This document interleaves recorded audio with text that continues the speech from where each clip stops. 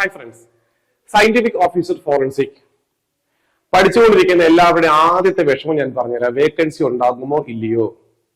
PG level post ആണ്, gazetted rank ആണ്, Kerala പോലീസിലേക്കുള്ള gazetted rank ആണ്. അങ്ങനെ പഠിക്കുന്നവരുടെ എല്ലാവരുടെയും ആദ്യത്തെ ടെൻഷന് എക്സാമിനെ പറ്റി ഒന്നുമല്ല. സാറേ, പഠിച്ചാലും വേക്കൻസി ഉണ്ടാകുമോ? ഞങ്ങൾക്ക് പഠിച്ച് മെനക്കെട്ട് പഠിച്ചാലും നിങ്ങൾക്ക് ജോലി കിട്ടുമോ?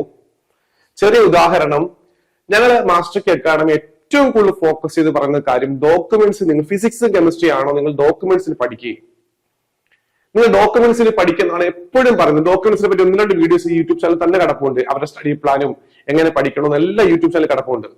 അപ്പൊ ഞങ്ങളത് പറയാൻ കാരണം നമുക്ക് ഉറപ്പിച്ച് പറയാൻ പറ്റും ഇത്ര വേക്കൻസി ഡോക്യുമെന്റ്സ് ഉറപ്പായിട്ടും ഉണ്ടാകും.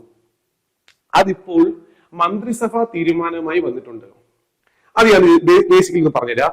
28 പോസ്റ്റാണ് ക്രിയേറ്റ് ആയിരിക്കുന്നത്. 28 എണ്ണം, 10 എണ്ണം ഡോക്യുമെന്റ്സ്, 12 എണ്ണം ബയോളജി, 6 എണ്ണം കെമിസ്ട്രി. ഇങ്ങനെയാണ് വന്നേക്കുന്നത്. അപ്പൊ ഫിസിക്സുകാർ എനിക്കും അവർക്ക് വേക്കൻസി ഇല്ലേ? ഇപ്പൊ ഓൾറെഡി ആ പോസ്റ്റിലേക്കുള്ളത് ഫിൽ ആയതുകൊണ്ടാണ് അവരുടെ പോസ്റ്റ് പുതിയതായിട്ട് ക്രിയേറ്റ് ആവാഞ്ഞത്. ഡോക്യുമെന്റ്സിന് ഇപ്പോൾ ലിസ്റ്റിൽ നിലവിലില്ല. അതുകൊണ്ട് തന്നെ ഇപ്പോൾ എഴുതാൻ പോകുന്ന പരീക്ഷ ആ കുട്ടികൾക്ക് ഫിസിക്സും കെമിസ്ട്രിയും പഠിച്ചവര് നിങ്ങൾക്ക് ഏറ്റവും നല്ല അവസരമാണ്. ഇപ്പോൾ തന്നെ നിങ്ങൾ പഠിക്കാൻ ഊർജം കിട്ടിയിരിക്കുകയാണ്. 10 വേക്കൻസി ഇപ്പോൾ തന്നെ ഉണ്ട്. അപ്പം 25-ൽ മാത്രമേ ലിസ്റ്റ് വരത്തുള്ളൂ. അപ്പൊ വേക്കൻസി കൂടും. പിന്നെ 3 വർഷം കൂടെ എന്തുണ്ട്, കാലാവധി ഉണ്ട്. അപ്പൊ വേക്കൻസി എന്തായാലും ഒരു 20 എണ്ണമെങ്കിൽ വരാൻ സാധ്യതയുണ്ട്.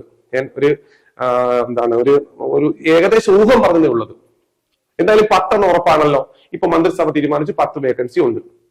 അപ്പൊ ഡൗട്ട്, ബയോളജിയിൽ 12 വേക്കൻസി, കെമിസ്ട്രിയിൽ 6 വേക്കൻസി, അതെങ്ങനെയാണ്? ഈ ലിസ്റ്റ് ആണോ അതോ അടുത്ത ലിസ്റ്റ് ആണോ?